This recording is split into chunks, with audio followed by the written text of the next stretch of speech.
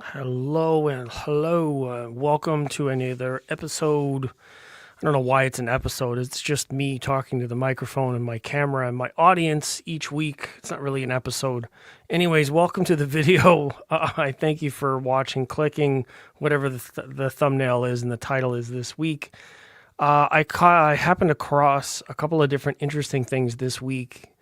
And today, I guess I just wanted to share a couple of the things that I saw in HiFi and talk about those with the audience. Any of my people that are watching on a TV or across some devices where you can't reply, I'm not really sure how the algorithm reaches certain people. But if you can't comment in the sections today, then perhaps come back to the video later on and give me some thoughts and opinions on what you see in the video or any other videos for previous content. And the conversation that we have is more meaningful than really anything else. You don't have to like the video, you don't have to share it, but sharing your thoughts generates a conversation, and that's really important. So today, I'm going to go over a couple of different interesting things I saw in the news. I'm going to be sharing across YouTube clips, Facebook postings and photos, and a couple of websites for further details. And if anything comes up that you want to know more about, just type it in the comments. I can see everything that you're saying there, and we'll get to additional information. At the end of the video, you can ask further questions about other things that are not related to this video particularly. I just want to confirm that my video is going live right now, and I do have audio. If everything is going well in the chat, let me see it. True Voice of Reasons here. What's going on, my friend? Hello, an almost Halloween season. It is almost October. That's right. Somebody can wake that guy up from Green Day, as that song goes. Today, as I said in the title, we are going to be looking at you are live, vid and sound. Everything is good. Okay, perfect. Thank you very much for that feedback. Always the feedback is awesome. That's important. Otherwise, I would just sit here and talk to myself. That seems to be a common thing these days. Anyways, we're going to start it off with the Node Audio Atom speakers that I've seen in the news recently. These really caught my eye. Actually, let me get my logo out of the way. I don't need that as of yet. We'll do branded content another time. Maybe I can put it in the bottom. Let me see. Can I? No. The placement are only at the top. So what if I do this? That keeps it off of the images. Okay, cool. We'll do that. Atom speakers. These were showcased at I believe it's the UK audio show, just happened recently. And the most interesting thing about these is, they're very elegant looking. First of all, the lean back status, the back section's got a bit of texture to it. The top dome has this opening, and I was like, well, what is going on with this kind of design? I like the cloth. I like that it's really smooth. I like that it's, relatively stylish. The MTM, very close, small drivers to a tweeter. That's a good thing too, acoustically centered drivers. And then I saw this image, and this is what really caught my eye. This is super interesting. This is a cross section of the upper portion, or I guess what you would call the bookshelf section. And if I can open this up into a new tab, this is actually where the driver is. The driver's at the top of the speaker. So here's an inside cross section look. So this is actually curved here. So the sound moves around this way. And this is what looks like a multi-sectioned, I don't know if it's 3D printed. It probably is. Who knows? Hard to tell at this point. But the only way to get this kind of shape and internal structure, I believe this would be 3D printed. So this is the driver in the middle. Here's the opening at the bottom. So that means this opening spirals around this way and then opens up in the top, which means this is a transmission line, but it's a spiral, or what they're calling a helix transmission line in the top of the speaker. So let's go back to the web page. So what do they call it? A natural extended bass, HTL. helical transmission line.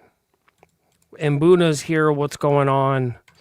So helical, it's like a helix, but it's helical, they're calling it, because it moves in a circle instead of just up in a chain. So this is really cool. It's basically a spiraled transmission line, and then it exits towards the front of the speaker over top of the MTM. So this is actually like super cool. And they're using what they're calling monocell structure damping. So it's probably printed, as I've said. That structure that's in the middle is like a damping material. Really nice looking speakers. I think that's a really cool design. And I wondered if this was an additional bass module with like a larger woofer. So you've got your bookshelf with the driver in the top, and then this is actually just a stand. I had hoped that it was more than that, but it's not an extra bass module. So here's with the full grill on, I guess, or facing the opposite way. Yeah, this is across the side. So some textures here reminiscent of Sonus Faber with the lines, and then front-facing MTM. So really cool design, really remarkable sort of engineering twist. So there's the stand right here with the bookshelf. Three-way transmission line. They don't have a lot of details on them other than that. But because they were at the show recently, what I want to do is just play a couple of clips from the audio show so you can see a little bit more about it. And we're going to borrow a video from YouTube, and let's just see a little bit more about these. A couple of short little clips here. Should have audio in the tab too. Let me know. Your brand Node Audio. They've just launched 2 new speakers in their Atom series. They have Okay, so this is not from the show. Let's go to one that's at the show. Hopefully the music doesn't get me muted or whatever. So there you go. There's my name's Tom. I'm a designer for Node Audio, and we are introducing today the Node Atom 650 and 525. We have the Atom 650, which is a floor stander. We have a 6.5-inch bass driver and a 2.1 meter transmission line. And we have the Atom 525, which is a 5.25-inch bass driver and a 1.6 meter transmission line. We're taking our technology, our patented Helix transmission line from Hilixa, which was our first speaker. We have a 1.6 meter tunnel, so we fire down, it coils up around and sums with the bass driver at the top and is guided out the front by a machined aluminium billet waveguide. We drive the transmission line from 2 points. This is part of our unique patent. This means that we can kill the resonant peak that you traditionally get in a transmission line speaker.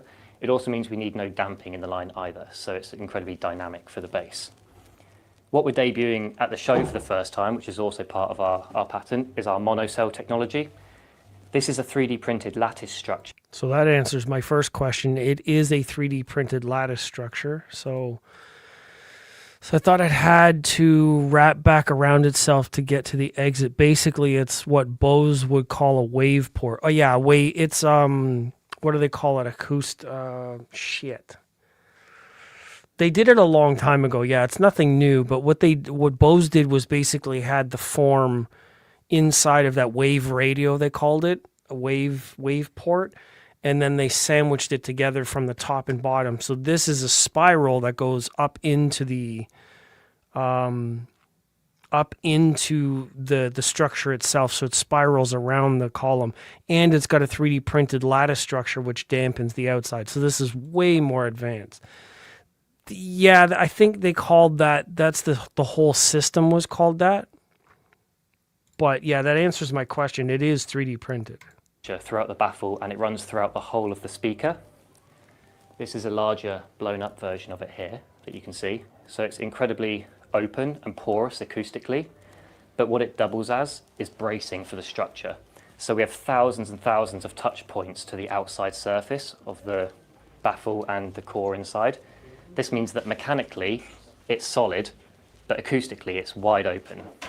It also gives us a really good clarity for the mid-range, and it also is tuned to the drivers we have in the volume as well. So it's specifically developed to work with the MTM setup that we have here. We have 2 light magnesium alloy drivers. They're spiderless. Really snappy, dynamic and quick. Spiderless drivers. And Interesting. when you combine that with our bass, we feel like we've got a really, really compelling package with a really deep, rich bass. And Well, he's British. I believe him. So that's the Atom or the Node. I think Node is the Node audio, and this is the Atom speaker. So that's the first bit of interesting information that I wanted to share. The next thing that I wanted to share on my list is something not so speaker related, but more or less electronics related. I saw this was advertised today. So we're going to borrow some images from StereoNet. I hope they won't mind. But Moon Audio, Moon by Sim Audio, that's such a weird name structure. Anyways, Moon has released the 371.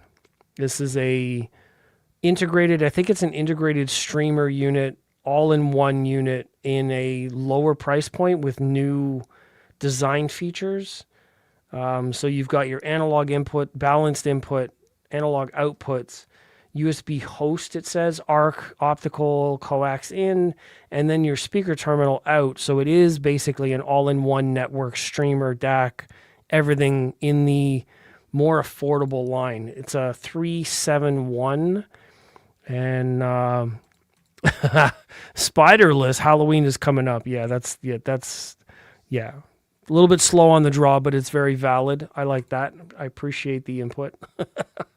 So 371 is actually, from what I know of their numbering system, the 7 and 8 series are really high end. They're 4 and 6 were sort of in the middle. 2 and 3 were in the lower side.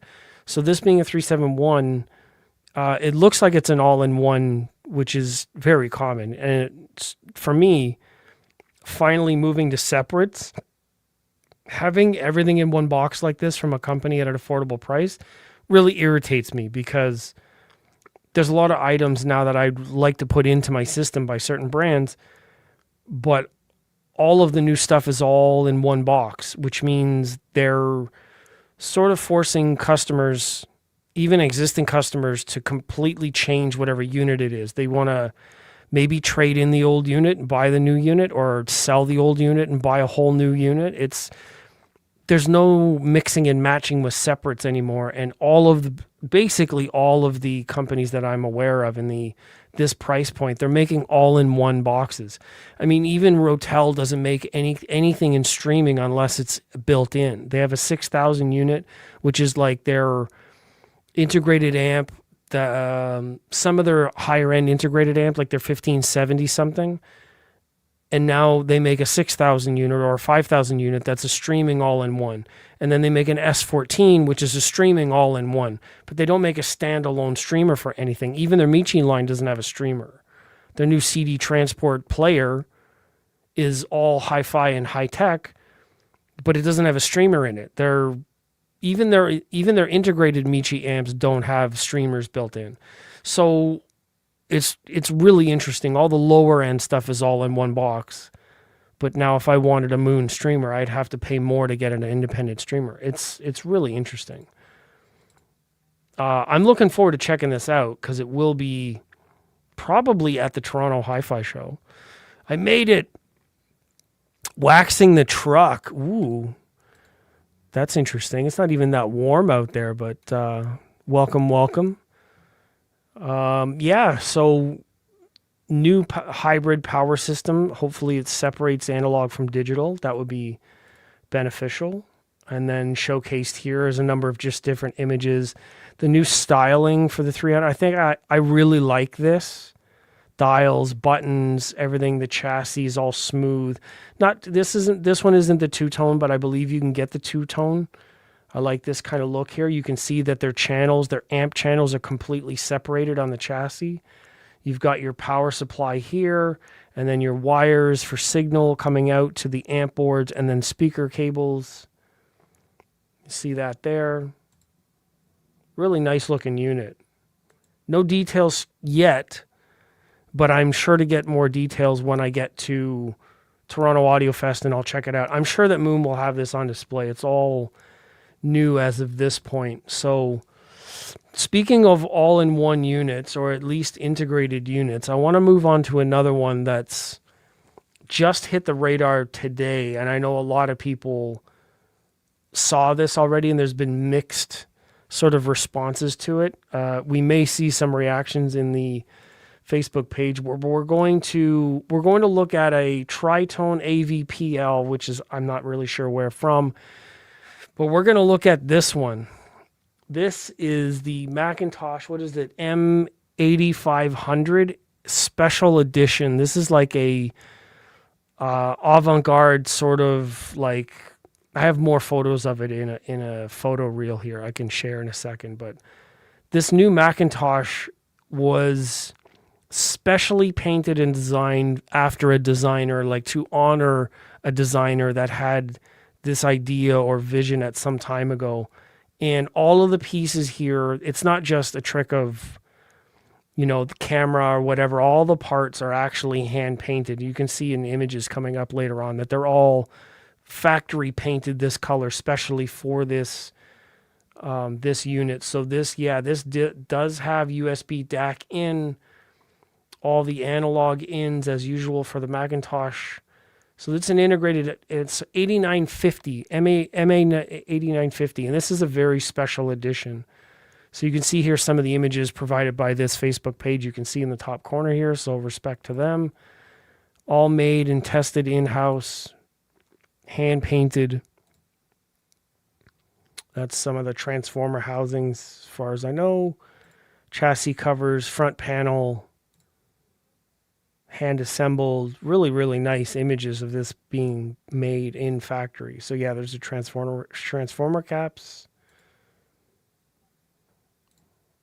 Really cool to see. And this just came out basically today. I hadn't seen anything about this before. So real mustard color. Yeah. Yeah, really, really interesting. I'll get the artist name on here so we can see what's up with that in a second. Let me see. So let me stop sharing this one, and then I will share the other one. I have to move it over. So my Mac. Okay, here we go. So this is the designer here. Let me see. I'll see if I can zoom in. That's the designer there. And this was essentially just designed and put together in his honor. So this is 8900. It's actually an 8950. Art studio, design practice. There you go. There's all the information there.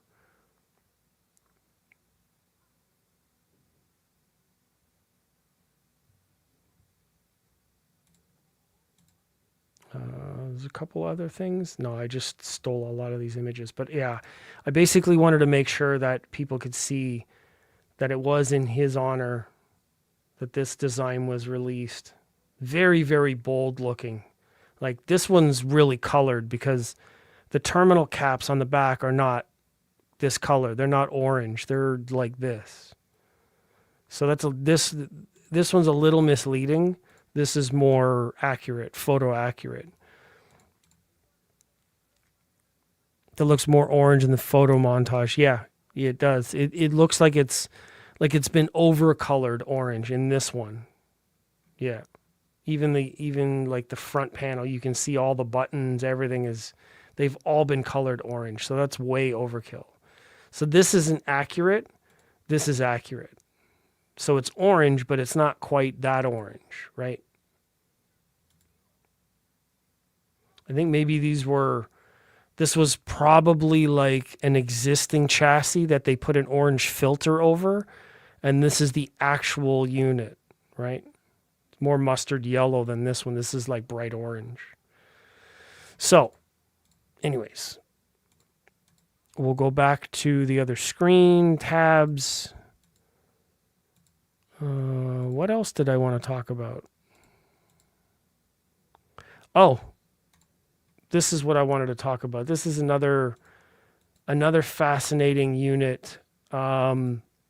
I'm not going to deep dive too much into this. I think I'm going to skim through the video because I think it's less hi-fi than we're used to, but I thought this was also interesting that this was coming out, and it has a lot to do with the stereo and like studio and production side. So Genelec, or however you want to call it, Genelec, I'm not really sure, has released a new I guess main monitor for studio engineering. So let's just watch a short clip, and then I'll browse through a short video or an hour-long video that they actually showcased today, a live video talking with their engineers. So let me go back a little bit and play this.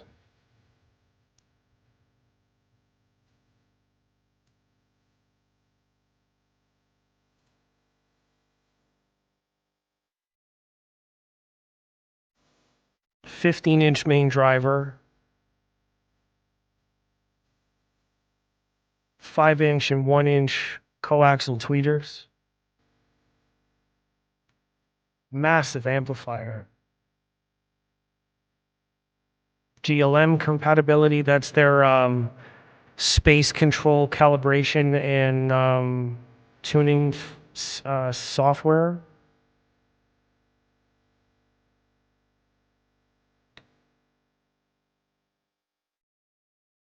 Very, very cool stuff. So let's jump into their YouTube video here, just to pick up where that video left off. And welcome to the Genelec USA Experience Center. I'm Paul. And I'm Izzy. And we couldn't be more excited about So I just want to today's play a little launch. bit of the intro We're to give unveiling them something a truly chance to talk special, about what it the is. new Genelec 8380 monitor. It's powerful, precise, and built to deliver exceptional clarity and control. The 8380 joins our main ones monitor series following the recently launched 8381A. It's a three-way SAM monitor that combines advanced coaxial. So the SAM monitors smart audio monitoring. So they have a system of software connectivity where they can connect all of the speakers in the studio to Ethernet and to their main software hub, and you can program, tune, isolate, all that kind of stuff, all the monitors under the same software inside of the recording studio. That's what SAM means. Driver technology Yeah. with an optimized waveguide design. It is huge. in It's a conjunction with 15-inch main 15-inch monitor. driver. That's right, Paul. It's designed for precise imaging and neutral sound reproduction. The 8380 is ideal for high SPL applications, whether you're recording, mixing, mastering, or enjoying high-fidelity listening. With exceptional dynamics, low self-noise, and sharp resolution, the 8380 delivers an enveloping listening experience. Even at just 1 meter away, you get pristine, stable imaging and phase coherence without the listening fatigue. And that's just the beginning. In this launch, we'll take you behind the scenes from product development to real-world applications. To understand the heart of the 8380, we need to go where it all begins, where innovation meets craftsmanship. Let's take you to the Genelec factory so then they do in Finland and hear A from our complete R&D deep dive with manager the for R&D acoustics, managers Jussi in Väisänen. factory to talk about all the technology. So, Jussi, tell me And, something you about know, this. I don't want to rip off their whole video because that's not really what YouTube's about. But if you're interested, definitely head over to Genelec official channel. This is 54 minutes long, so you get a complete deep dive on these monitors. Now, I know that's not hi-fi related necessarily, but it's still related to our music listening because essentially without these kinds of technologies being made and allowing recording artists to do their work, we wouldn't have the music we have. Like their ability to record and get like more and more information and more accuracy in the recordings means that we have better and better hi-fi. And I think that's why I want to definitely talk about those things, those kinds of audio solutions for studio as well as home audio, because they are intricately related.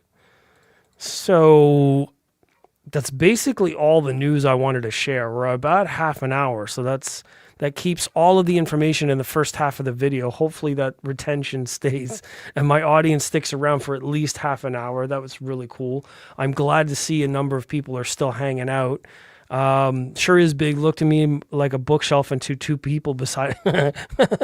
Well, I mean, to be honest, if you want to see their other monitor, the one that they came out with a little while ago is actually as big or bigger. Where is the other one? Main audio 81A. So yeah, if you want to talk really big, this one is really big. So that's essentially a 12 or 15 inch driver here plus a bass module underneath. So you're talking about a coaxial with a mid-range and then tunable mid-ranges on the corners. So you can, like, if you're sitting further left or further right or whatever that happens to be, you can actually time align those corner mid-ranges to align with the tweeter wherever you're sitting.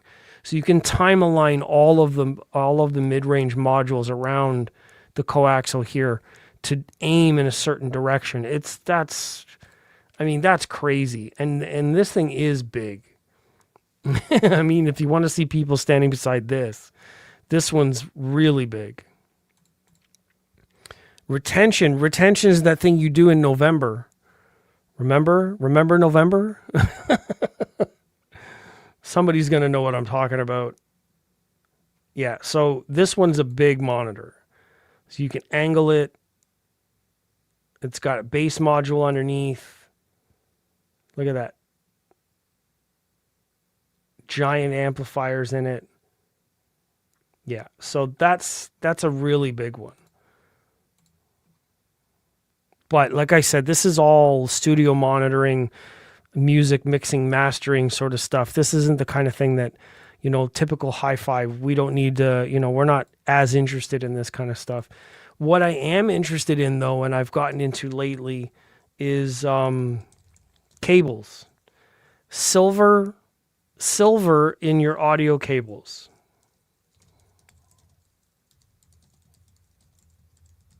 I'm just looking into Google here to find out what I can see. And the reason why, people want to come at me in the comments, the reason why I've been considering silver in my system is because of, like, the extreme of high-end fidelity, essentially. I mean, you spend so much money on everything else. What's the difference if your cables are actually stifling out or adding resistance, capacitance, and not necessarily noise? They're not adding anything to it, but the signal isn't as clean as possible. So I started looking at the idea of maybe using silver cables in my audio system. And of course, I got a bunch of suggestions, and I'm not opposed to trying any of it. And a lot of people will ask, well, why silver in general? Does anybody in the comment section, even after the fact, because we're live right now, but if anybody wants to jump in the comments afterwards, why silver? What difference does silver make in audio cables? I'm going to try to find, I think it was this company I was just suggested. Oh, okay, cool. So I'm going to share this. This will probably where I get my cables from if I can. This is Audio Sensibility. I think they were just recommended to me recently, which if you watch one of my recent YouTube shorts, you might have heard about my 2-hour listening demo where I had somebody come over and visit, and they wanted to hear the Arundel Towers because I'm in the process of potentially selling those towers for a potential upgrade, maybe a really big upgrade. It depends on how, what I can find out. I need to check with some of the people at Toronto Audiofest first. I want to see what kinds of deals or what kinds of arrangements can be made with the reps at the show, and then I can start to make my play or my calculations and finagle my budget towards a potential upgrade. There are 2 or 3 options that I'm really interested in. Some of them keeping long term, some of them maybe just want to listen to on a shorter term to figure out if I really like them or not, compare them to something. The problem is I can't have them all at the same time. Some of the more expensive options I definitely can't have at the same time. So depending on what I find out at Toronto Audio Fest, which we'll talk about at the end of the show if we get around to it. Yes, so let's see. So our sensibility cables are proudly built in Canada and shipped tariff-free under the Canadian, U.S., and Mexico free trade agreements. So KUSMA.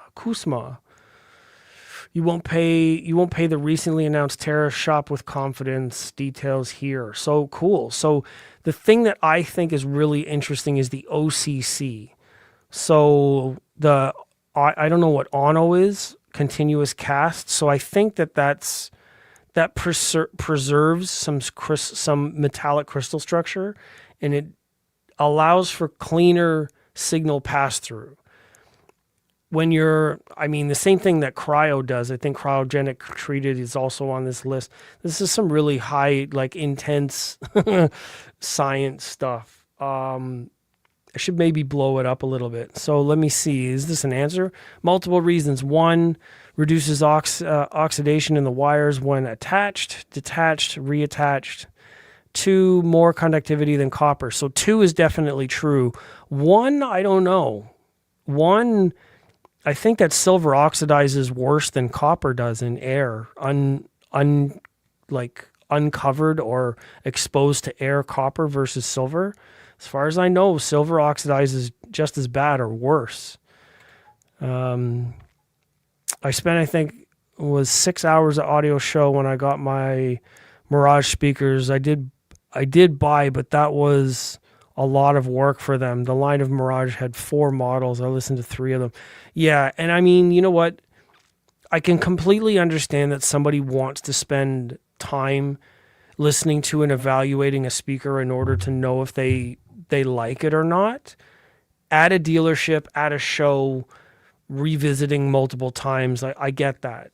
On a personal sale, in my case, where I've sold a number of speakers before, and a lot of the people will come by and they'll spend maybe 5 minutes. They'll listen to a song, something they know, sit in the right place, and then that's it. They make up their mind and be on their way. In my case, recently, the person that came over brought their own DAC preamp, brought their own laptop with files, brought their own USB filter, brought their own power supply, needed a table set up so they could sit down and listen to all the songs, and then proceeded to play basically all the songs possible from 2 different kinds of sources, and was not even the person who would own them. They came in place of somebody else. So the person that was going to own them finally wasn't even listening to them. It kind of blew my mind, to be honest, but it is what it is. I wanted to entertain. I mean, it turns out at the end of the day, I found out about this cable company. So that's one positive thing I got out of it. 2, I got a really good feedback about my room, and I got all positive comments about the room, the speakers, the setup, the sound, confirmation on my sound staging, the certain limitations of the room, the bass, the reflection points. I got all kinds of good feedback on the room. So I got all of that out of it. So the oxidation gets removed easier when you are a tester and moving the cables all the time. Plus the silver is more malleable, so it tends to have more contact area. Yeah, that's true too. Silver is a little bit softer. So if you're changing it a lot, then yeah, but I guess if you don't move it, then it won't oxidize. Gold doesn't oxidize. That's why, but gold's more expensive. You're not going to get gold wires. You have any idea how much gold is versus silver right now? I'll tell you, gold is like $3,800 and silver is only $40 per kilogram or whatever you want to call it, or if it's reduced to ounces. Silver is way, way, way less expensive than gold. You're not going to use gold cables. There's no way, not even gold plated. It would be way too expensive. So this, the part that I'm interested in, look at this, Toronto Audiofest 15% off. I am definitely going to check this out at the show. I'm going to find them at the show because I was suggested buying some, and I definitely want to get some for my system. Something like this. So they're like $430 for part of a meter, and that's all I really need in my system because the system I'm going to have, and I still can't tell you what my system's going to be. I know I have a preamp on the way, streamer on the way, and the Blu-ray player that I've updated because the one that I have is a piece of shit. I will tell you soon. Hopefully I will have them on the weekend and then I can let the cat out of the bag, but not yet. But anyways, between the streamer and the preamp, I want to do DAC and processing in the streamer and then use the preamp without the DAC, even though it has a pretty good DAC built in. It's got I think it's a 9028 ESS 9028 chip, not a 38 and not a 39 because it came out before those were released. So I don't know what the dynamics are, but the streamer, I'll tell you right now, has the AKM 9944 or 4499 chip, the 4499 EX chips to be exact. And I think they're dual and they've got dual power supplies. So the streamer's got a really good DAC that I appreciate. I like the AKM sound. I don't know if I'm going to like it more than the ESS and the pre, but the reason why I want the XLR interconnects in silver is so that I can get all of that signal from the streamer to the pre, and then the XLRs from my pre to my amps, that's a bigger problem because they're 15 feet long, and you can imagine how much 15 feet is going to cost. What is 15 feet? 3 meters, that's 9 feet, 4 feet, 10, so 5 meters basically. There you go. So $1,200, pretty much what, each? Ah, man, that's, I remember Burr Brown. Burr Browns were like everywhere back in the 90s. That was like the other DAC chip that you would have. Sabre, I remember ESS Sabre DACs were another one. AKM, I didn't know anything about. And I know they're all chip DACs that I'm talking about. And there are other types, of course. In the future, if I feel like getting really feisty, I can talk to some of my friends about doing what they praise all to hell. Like Jay always talks about his R2R DACs, and he loves the way that R2R DACs sound. But all those guys like a smooth sound. I don't mind a smooth sound, but I like my speakers being able to make the sound smooth. Otherwise, I want it as sharp as an obsidian scalpel. I want my signal and all of the details like Hagel precision with silver cables on maybe not Focal speakers, but Sonus Faber silk tweeter. You know what I mean? Like that kind of sound. I love the idea of a very precise, low noise floor precision tweeter. Well, Borison Acoustics tweeters, for instance, which is, if I'm honest, the speakers that I'm probably going to be getting. So Obsidian Sharp. Yeah, I knew you would like that one. If anyone in my audience knows what I'm talking about when I say obsidian glass or obsidian scalpel, this guy will know. He knows what I'm talking about. That's what I like. That's why I use that term. It's like one of those, if you know, you know. Yeah, basically a resistor ladder DAC is what it is. I like the ladder volume control. I appreciate that. So, yeah, there's an option for cables. Essentially silver cables. With a 15% discount on top of that, that's RCAs, I'm not really sure. Unless I can use the RCA as a coax. But yeah, I need to find out if they're OCC Silver 7N. That's pretty good. So the idea and what I was suggested is that the silver maintains better electronic signal. not tomorrow. No. Well, the Toronto Audiofest is on the 17th. I have to wait a little while. But the whole idea is that I can get something that's closer to what I want in a silver sort of based cable. Let me see. SE, V2, jumpers. I don't know if these are the ones. OCC copper, OFC copper. You're not going to have silver speaker cables. Is that what I'm looking at? V2, V2, SE. If anything, it would be these, but these don't look like they're silver either. Oh, it's twisted ribbon.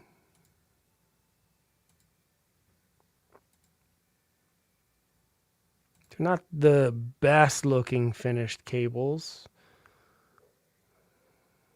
But I mean, for the way they sound. And they're made in Canada, so that's a good thing. For me, anyways. So, speaker cables I'm not really sure on right now. I definitely want to take a look at the interconnects. What are the specialty cables? It's a pretty lengthy amount of... these are like split cables for certain reasons. Okay. And then RCA to XLR adapters. Okay. Specialty cables. So interconnect wise, probably going to be looking at these. Feedback, blah, blah, blah. And then I'm not really sure if I need a specific cable or whatever for coax because I want to... I mean, I've got a CD player that will still need to connect to the DAC in the streamer. So it has digital ins and then the analog digital out. So I'm going to need something to go from like a coax cable to go from, or maybe optical because it's there's no noise in that at all. And it's only CD quality. So it doesn't have to be any higher. So maybe I can do a pretty decent optical cable from the CD transport or CD as a transport. I don't know. What do you guys think? Should I do a coax out or an optical out for just CD quality? I'm wondering if there's a difference, if there's a notable difference in the digital transfer out to the DAC in the streamer or coax out. There's two different processes. I mean, the digital is being coded into voltage for the coax, and then it's being coded into light signal for the optical. So I don't know which one would be better. Depends on the coax input, I guess. So Canadian Diamondback cables. Diamondback, what? Because of the... Oh yeah, because of the housing. There is no Diamondback snakes in Canada, that's for sure. We have like one rattlesnake, and it's not even that dangerous. Anyway, so I'm interested in finding out what the silver is all about. That's my interesting thing. My last little bit is to find out about silver cables because, I mean, a lot of people swear by them and have said a lot of good things about them. So, yeah, I'm interested. Optical helps with stopping ground loops, that's for sure. It does it would disconnect any of the noise being transferred from the CD player to... So, good point there. I might want to try both. That's what I would do is I would try both.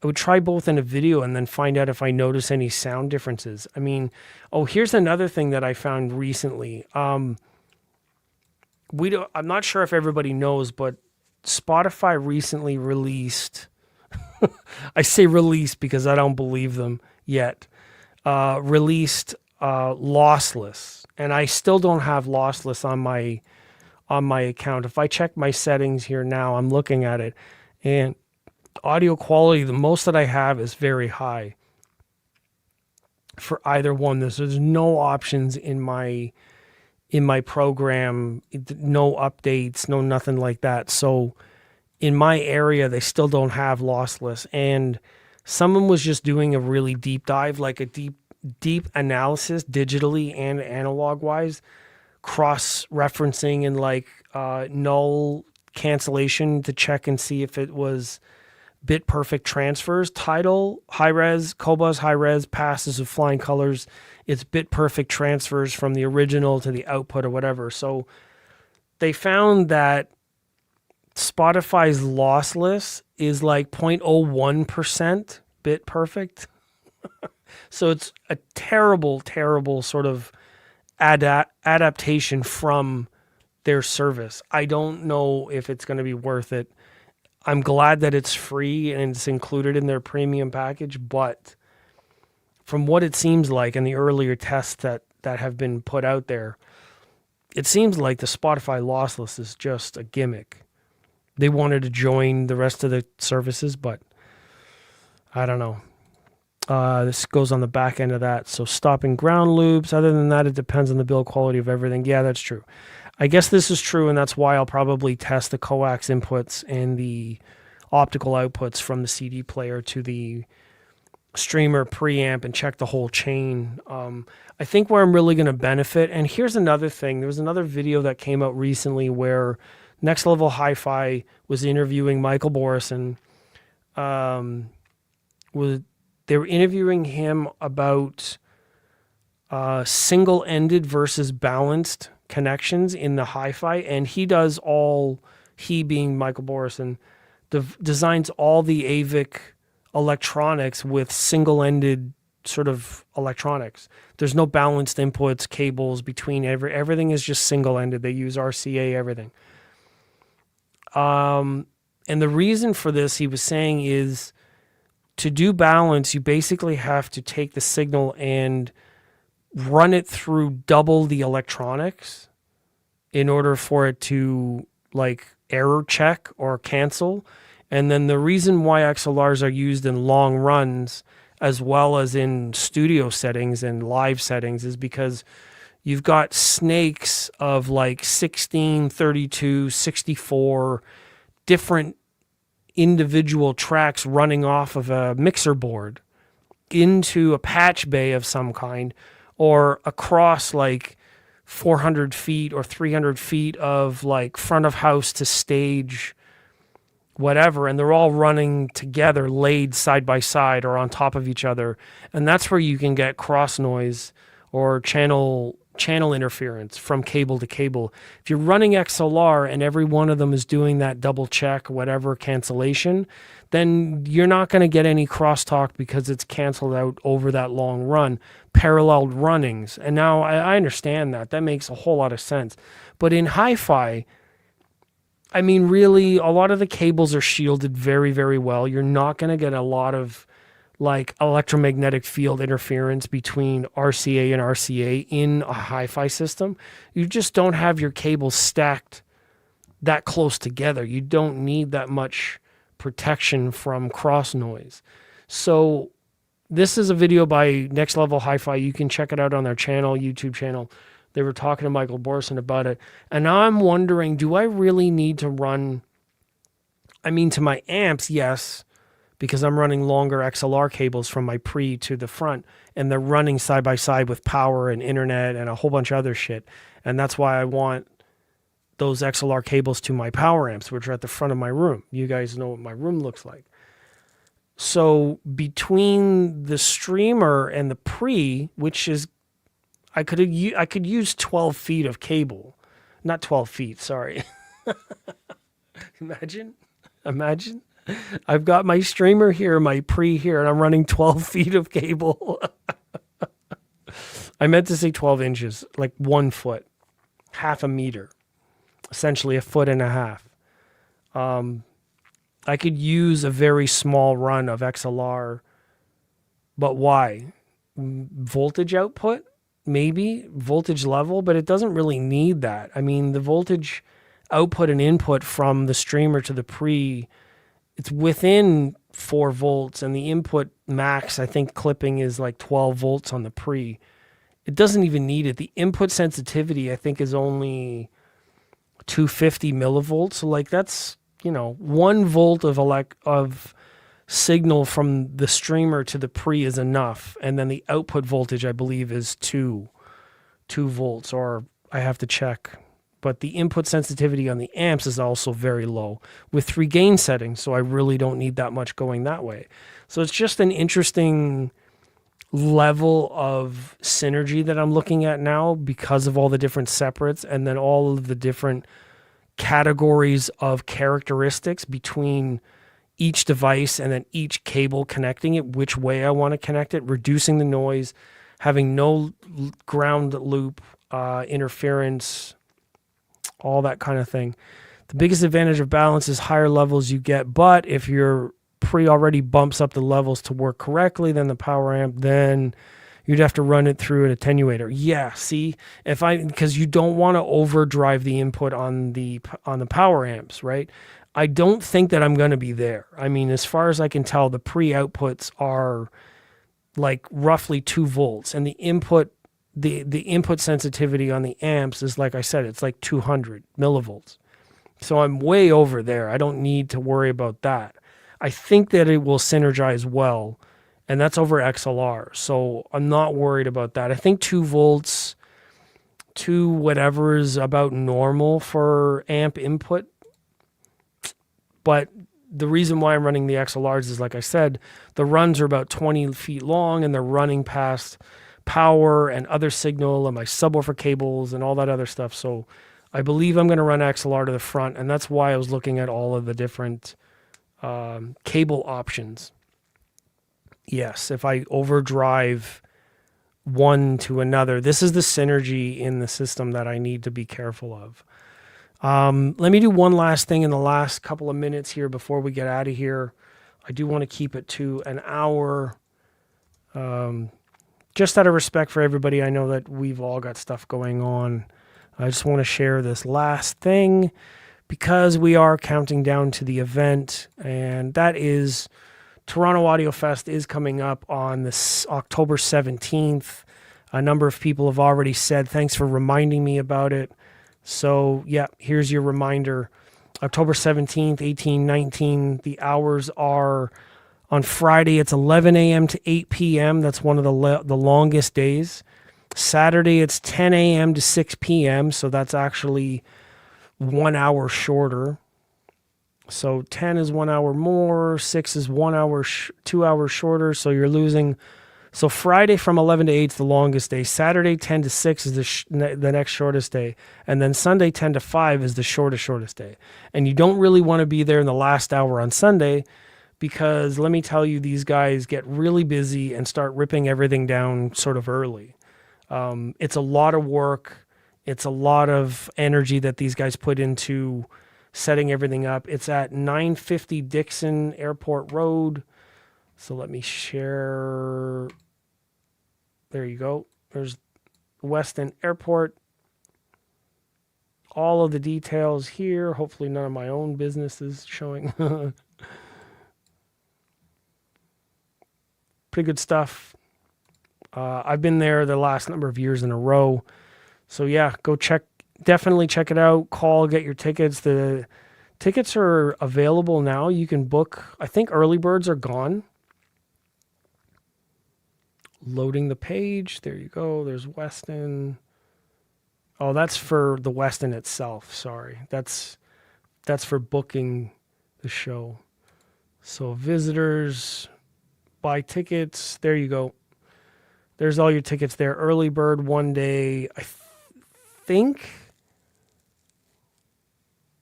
general admission on the day. Early birds is 2 weeks out, so they're still available. So early bird prices are still available. It's 18 now versus 25 later, or like at the door.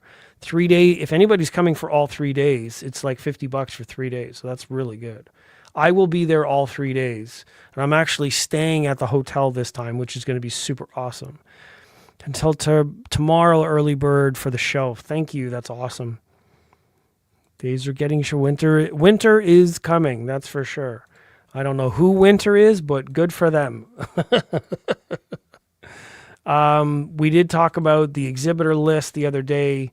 Flew through all of the different floors, talked about stuff. Oh, and I did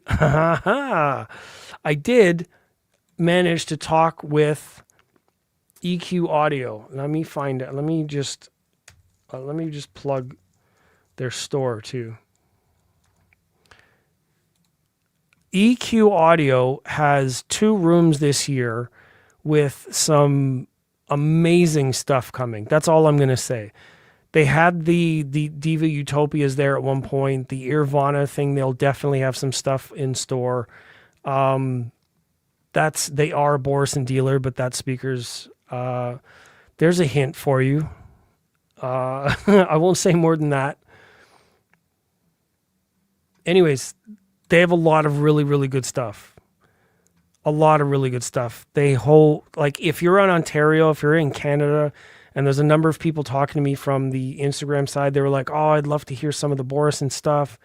And I immediately directed them to the EQ Audio guys because they do basically have all of it. They are a Canadian premium dealer for the Borison acoustics, including, I don't even know if these are still available, but these would be awesome.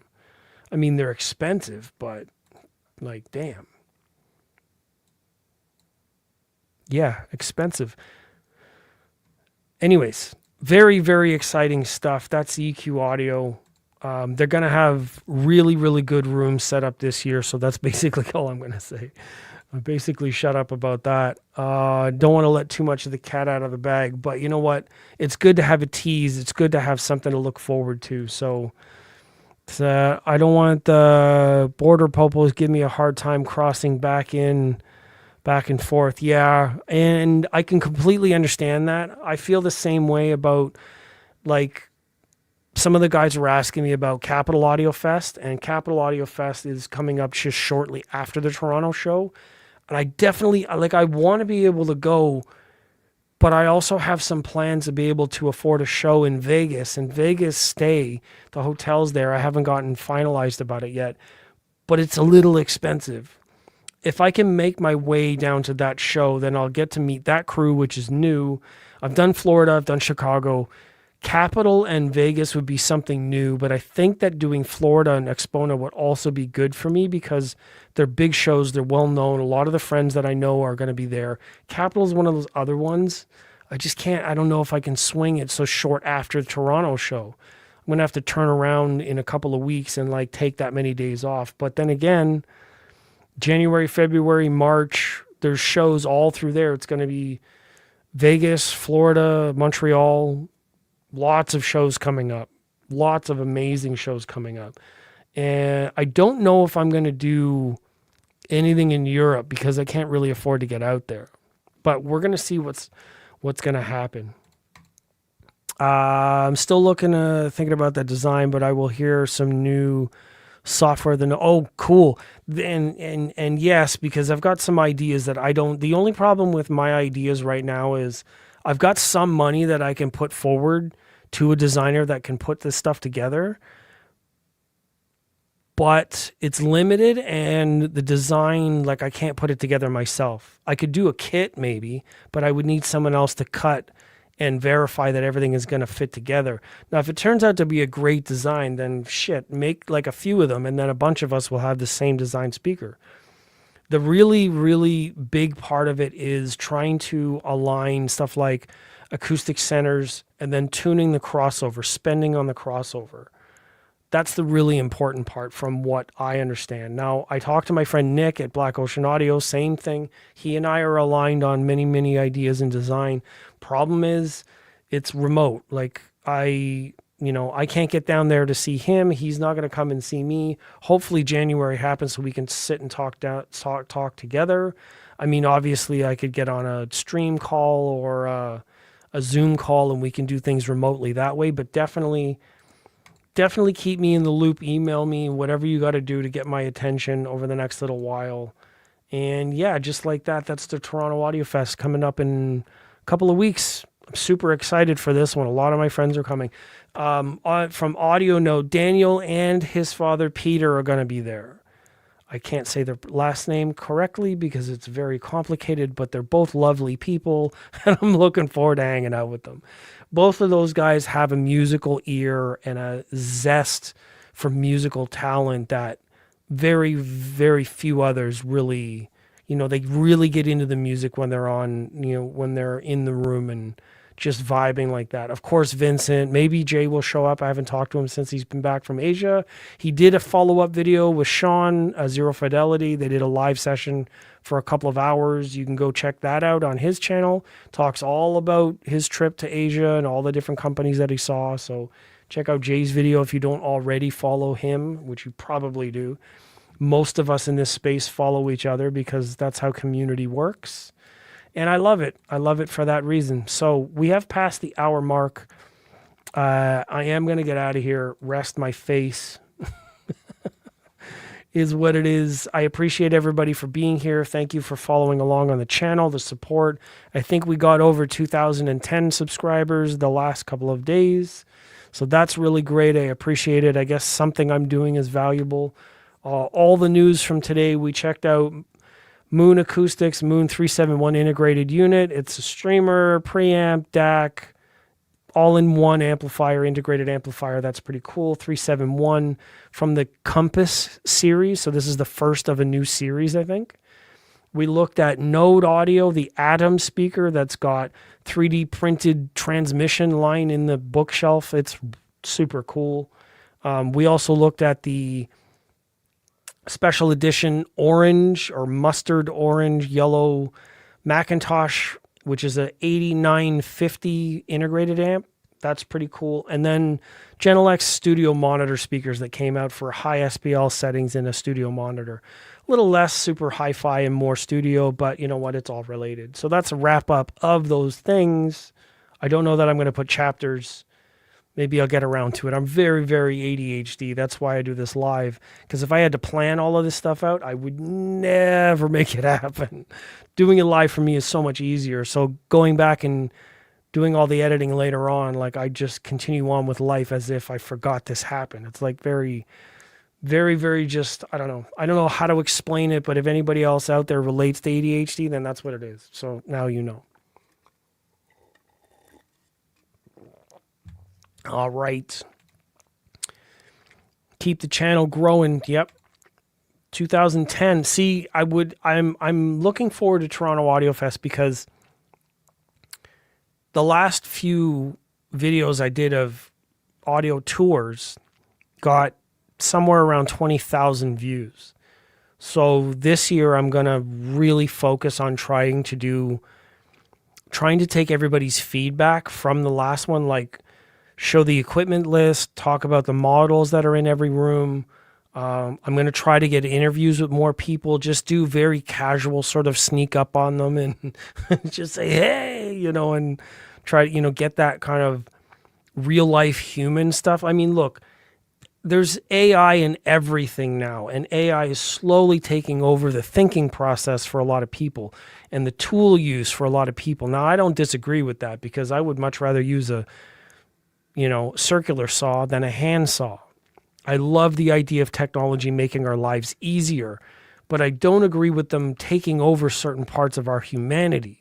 So I want to keep things casual, candid, and close with the friends that I value in HiFi. And that's another reason why I'm choosing to do my videos live, so you can join me live and have a conversation and put your comments in the video at the same time. So we're doing it live, like real human life. It's important because if we slowly let AI just do everything, videos, text, whatever it is, photos, people are not going to know the difference. And I think it's really, really important that you stay sharp on how to spot and how to identify and how to verify what is real from what isn't, because it can really cost you a lot. Politics is one of those things that's going to slip into the gutter because of things that are fake. There's already stuff that's generated by people that's fake news. We're human beings that require real life interactions. And that's what I want to bring in my videos, is more of the community, more of the people. I mean, the gear is always going to be there, and 30 other people are going to cover the gear. So I'm going to do my best to do both and introduce a little bit of humanity back into the community, which I really believe is what it's all about. We sit with each other and enjoy the shows, enjoy the music, enjoy the sounds, share with each other. For those that like the same music as us, we share it with them. So that's the biggest part of this hobby. The gear itself doesn't excite me as much as sharing a song with somebody and looking at their face and it just lights up. That's the best feeling in this hobby. So hopefully we can get more of that. Okay, I'm going to get out of here. I have a drink to finish. I'll see you in the next video. I'll probably do live on Thursday. Saturday, if everything goes well, I'll have some of my new gear. So I might do a short video on Saturday, depending on what time I get back. And then maybe not. Then I'll do something on Sunday and just talk about it. So we'll see what happens. So let me see the last couple of things. AI, listen to the speaking cadence and watch the hands. It becomes obvious real. Yes. A lot of human gestures, like you need to read human body language, and that's how you can spot it. Absolutely. There's a lot of images and videos, like the way that things are lit, depth perception, and movement. Just be very careful. One of the recent videos that Trump did online, it's not him. I don't know which one it is, but he's sitting at the desk. He barely moves. He moves his hands 3 or 4 times and his pinky finger disappears. It's not him. So that's the government of the USA that put out something that is an AI video of the president, which is probably the first goddamn time in all of media history. Be very, very careful what we're looking at and believing, because it's getting bad out there. So please be careful, my friends.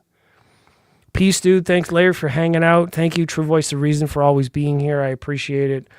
Raj Bryston, have a good night. I appreciate you all. Thank you very much. Saturday till evening, vacation time. That's cool. Drive safe. Med bed video. Yeah. That one. Scary shit, man. I don't know what to say. I don't want to make anything political. I'm just saying be very careful what you're looking at out there and try to teach yourself and everyone else, especially kids, for God's sake, save our children. Teach them what is real and how to verify stuff, how to think. That is going to become the most critical skill going forward that all of us are going to need, is the ability to think critically. Please, please, please, if not anything else in this video, please think about that. Critical thinking is the most valuable asset that any of us are going to have going forward, because they're going to try and remove everything else. Okay, I'll see you in the next video. I'll see you on Thursday. If you got comments, you know where to put them. All right, bye, everybody. Have a good night.